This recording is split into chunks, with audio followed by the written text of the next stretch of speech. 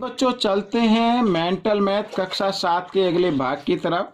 मैं हूं हरी सर और आप देख रहे हैं मेरा YouTube channel maths with Hari sir, special Hindi medium के बच्चों के लिए। अगर आप चाहते हैं मेंटल मैथ खरीदना तो मैंने अपने डिस्क्रिप्शन बॉक्स में मेंटल मैथ खरीदने के लिंक दे दी हैं। आप वहां से मेंटल मैथ खरीद कर घर पर प्रैक्टिस कर सकते हैं। ठीक है, आइए करना शुरू करते हैं। तो यहाँ पर बच्चों मैं करने वाला हूँ प्रश्न नंबर 3, ठीक है, और साथ ही प्रश्न नंबर 4 करने वाले हैं, जैसा कि आप देख पा रहे हैं। आइए करना शुरू करते हैं। तो यहाँ पर बच्चों मैंने पहले से लिख के रखा हुआ है, मैं आपको दिखाता हूँ। ठीक है, ये देखिए यहाँ पर अब हम इस प्रश्न को करने वाले हैं। तो यहाँ पर बच्चों हल कर लेते हैं ए का।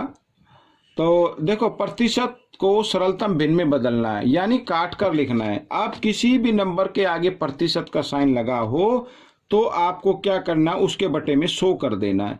ये देखिए 3.5% का मतलब होता है 3.5 बटे 100। ठीक है, आगे कर लेते हैं।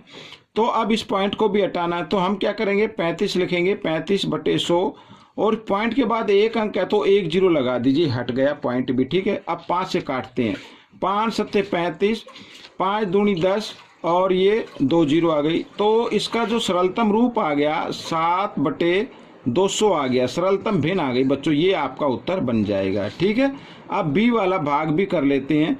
अब बी में देखिए 38% है, तो 38% का मतलब होगा 38 बटे 100।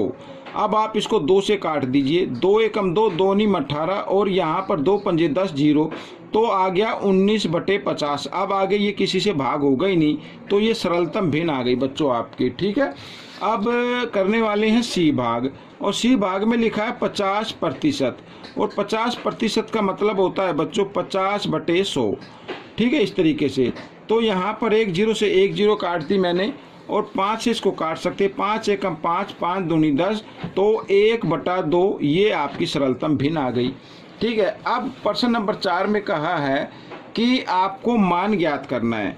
ठीक है, मान ज्ञात करना है, कैसे करना, बहुत ही आसान है ये भी। तो लिखा है रुपये 500 का, यानी 500 का के लिए गुणा का निशान लगाएंगे, और 15% है, इसका मतलब है 15 बटे 100, इस तरीके से।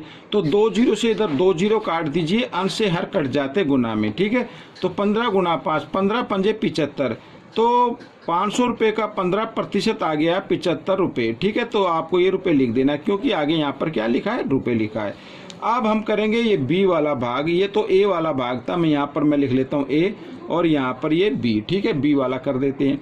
तो लिखा है 180 किलोग्राम, तो 180 किलोग्राम का के लिए गुणा का निशान लगाना, 75% का मतलब 75 बटे 100, इस तरीके से। अब आप इसको 5 से क्या कर सकते हैं, भाग कर सकते हैं। तो पहले तो ये 0 से 0 हटा देता हूँ, 5 से कर लेते हैं। आइए, 5 दूनी सॉरी यहाँ पर 5 एकम 5 आएगा। ठीक है, और यहाँ पर बचा 2 और 5 25 हो गया, 5 पंजे 25, और ये पे 2 पे कट गया। ठीक है, 5 दूनी 10, तो इस तरीके से।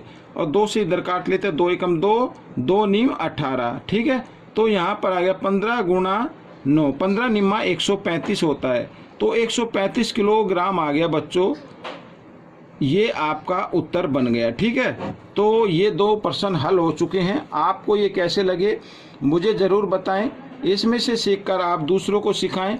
मिलते हैं अगले भाग में, तब तक के लिए धन्यवाद।